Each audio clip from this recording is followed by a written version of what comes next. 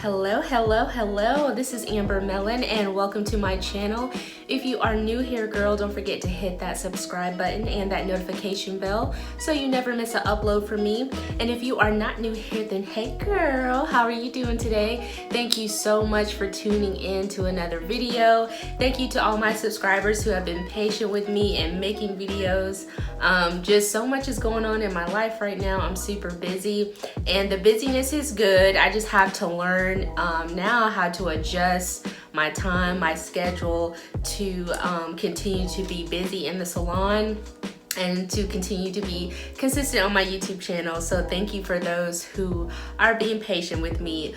Welcome to the family. We are those driven dream girls. We are fearless. We are not afraid to go after all of our goals and dreams in 2019. So if you want to be a part of our family, don't forget to hit that subscribe button and that notification bell, okay? So you guys asked me on Instagram to make a video about filing your taxes for your business or your salon suite. So this video is a little late after the deadline, but hopefully you ladies were able to file your taxes without any problems.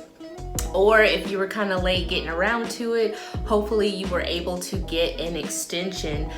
So here are some tips that can help you for next year. So the first thing that I want to express, this is something that I am definitely not good at. I am definitely not a good bookkeeper. I'm embarrassed to say that I just throw all of my receipts in a pretty little hat box and I just kind of get to it towards the end of the year and I dread it. I also myself kind of waited to the last minute to file my taxes because I was just dreading, separating those receipts. So that is something that I would not follow in my footsteps. I definitely would encourage you ladies to sign up with some type of system, some type of booking system that you can plug in all your receipts and it just adds it up for you and has everything, in its place. So that way it's not hard for you and you're not having to go through a bunch of receipts and add up everything like the old school way, okay? So this year I was like, okay, Amber, for next year you need to get with the program, girl. So one tip I would tell you to do is to once a week, all your expenses concerning your business, whatever you're buying or whatever's going out, once a week, I would recommend that you go through those things, that you input them, that you upload them to something, and that you organize it, file it, and put it away. That way it makes your life a whole lot easier. Trust me, you do not want to be bothered with a bunch of receipts, okay? The second tip I would tell you to do is to, whatever kind of software you're using to accept payments, I would also tell you to once a week or maybe every quarter, go through all your sales, write them down, input them, upload them, and file it away. That's gonna make your life a lot easier instead of, going back through all the dates and adding up everything like I was doing, okay? Something I just found out is, I'm using Intuit QuickBooks as my way to receive payments in the salon. Salon Lofts does offer its loft owners. They have partnered together and supposedly offer us a good swipe rate. So when whatever card reader or whatever way you're receiving payments, you are able to log in on a desktop, log in your information that you initially signed up with, and you are able to go back and print off all of those sales. It does tell you what your gross is and it tells you what you made after your gross. I just found that out after breaking my card reader and I had to order a new one and I had to log into my account, that all my information since I've had my swipe reader, all of those sales are in there. So I definitely will recommend printing those off every quarter and filing them away, okay? So when you go to file your taxes, you want to make sure that you clearly understand what you need to file under. So if you are self-employed, if you are a contractor, most contractors, when it comes to the salon industry, that's going to fall under booth rent. So if you are a booth renter, most likely you are going to file a 1099. Now, if you are in commission plus tips, you don't have to worry about this. Your wherever you are employed at, they should give you a W-2, okay? And they are gonna be the ones that's gonna keep track of all of your sales and tips. If you work for a salon, you are able to claim up to 2% of you know, any like tools, or you know, not products, but tools like expensive blow dryers, flat irons. You are able to claim those on your taxes, okay? But the majority of us who are self-employed, or if you're a booth renter, we are going to see more of a benefit of claiming those, if that makes sense. So you are going to find a 1099 if you're a contractor or you're self-employed of any type, okay? So I did register my business. I am LLC, I'm the owner, sole proprietor. So my business is separate from myself, and that's just something that I've seen my mother do. It's just advice I was told to do. You don't have to do that, but that's what I did, okay? But under your taxes, I had someone to do my taxes for me, but if you go on TurboTax, all you have to do is follow the prompts, the directions. If you're self-employed, there are gonna be different things itemized. All you have to do is fill in those blanks, and I think at the end of it all, it's called a Schedule C, a C schedule sheet, and you're just gonna fill out all of your expenses and everything. So if you're paying someone to do your taxes, which I did last year and this year, since I'm self-employed and I don't want to mess anything up, and my husband just feels more safe with us since we have to file together with us paying someone to file our taxes. I did have to file a 1099, and my husband's information was put. So basically I had to give her all my business expenses, such as you definitely want to itemize. So any investment in your salon, furniture, products, not products sold, but products bought is what you can claim, okay? So products sold, that is going to be stated as income towards your sales. So anytime you sell product, it's going towards the sales that your business is coming in. You're not going to, you know, claim that as a loss. You are going to claim, you know, your products, any scissors, blow dryers, flat irons. So a lot of times when you're starting your salon suite out in the beginning, that's going to be the biggest investment. So when you file your taxes, there is a bigger loss because there's a bigger investment, especially if you're starting from scratch like I did. So the first time I filed taxes last year, there was a bigger loss than there was this year. And that's because I claim any furniture. I'm talking about a chair.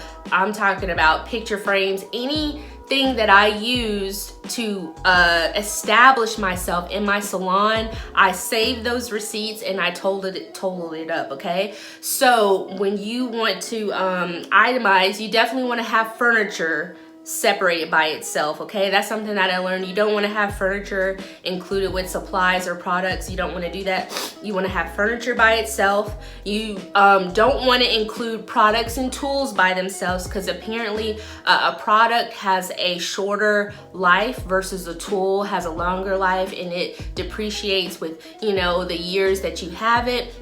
So you definitely want to have your products separated. That means color, anything chemically, any shampoo, conditioners, all that is separate. When it comes to tools like combs, brushes, blow dryers, flat irons, clippers, clipper guards, you want to have that separate. When it comes to cleaning supplies, paper, office supplies, you want to have that separate. So supplies will be anything, you know, to keep up with the cleanliness of your salon, any paper clips, all that is going to be under supplies, okay? And then you're going to have your marketing is separate.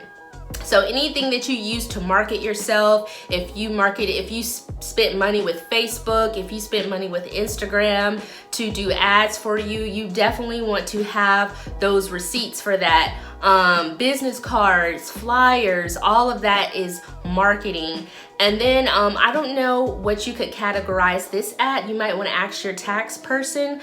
But if you spent any money as far as like filing your business with the state, any money getting your website and stuff together, any person that came and helped you and you know, gave them money to help you establish your business, to create a logo, you definitely want to save all those receipts and make sure that you claim it on your taxes, okay?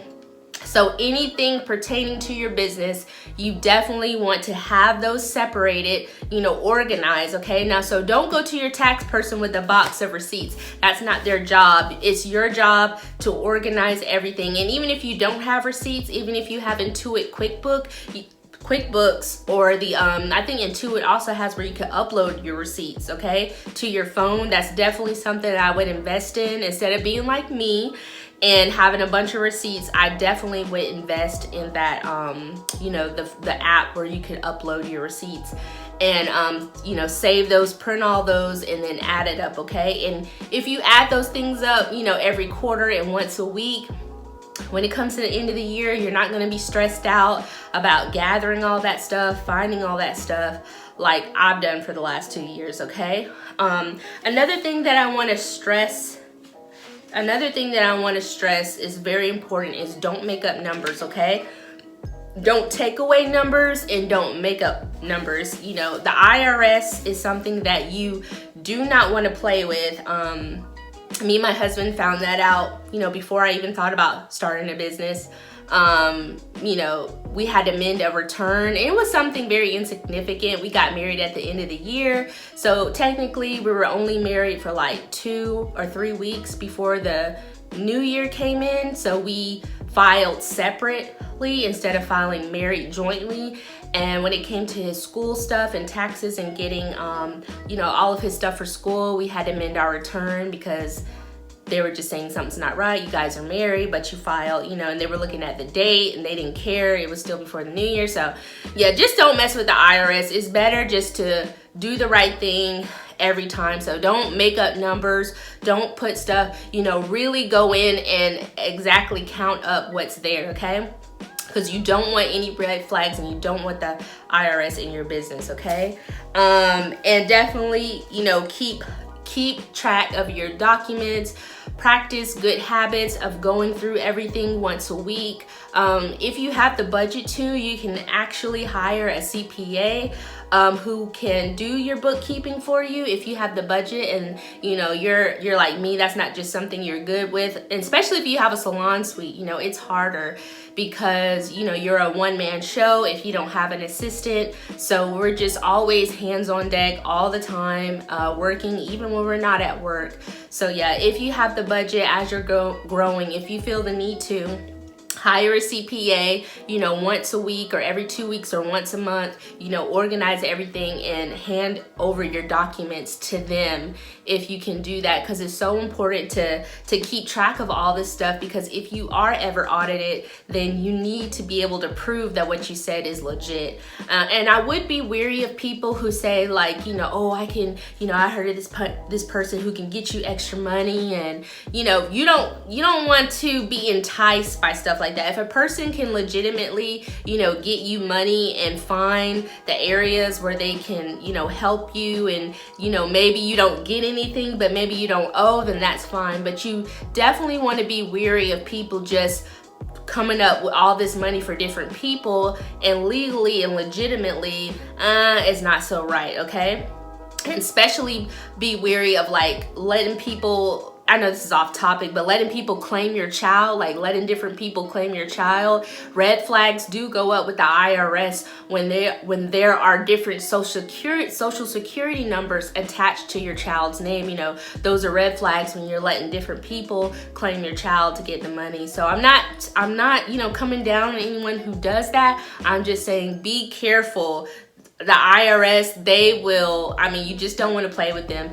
If there's red flags, they will take your money before you even see it. So you definitely don't want to catch yourself in a hot spot with them. Just be honest, do it right. If you owe, you owe. You know, me and my husband have owed to the IRS twice before. We were able to, you know, set up payments and make payments with them. So, you know, if you do owe the IRS, you can make payment arrangements with them if you can't pay it all at one time, okay? And if you don't get anything back, but you don't owe, you know, that's still a blessing. And if you do get something back, then that's great. 9 times out of 10, if you're, you know, self-employed, you're not married, you don't have any kids, you know, a lot of times you won't owe anything, but you won't get anything back, okay? But as your business starts to grow, you know, within 3 to 5 years, you might find yourself on owing, you know, but just prepare for that. You should be putting money back in your business to be I'm getting tongue-tied, to be prepared for that down the road. And that's a good thing, because that means you're growing. When you're owing the IRS, that means you're growing. That means your business is growing. That means you're doing something right.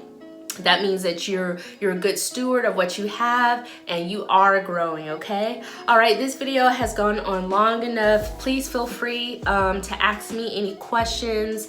Comment down below. Let me know if you had any problems filing your taxes. If you ladies are looking for someone to do your taxes, I know the person I went to, they do accept out-of-town clients, so I will leave their information below.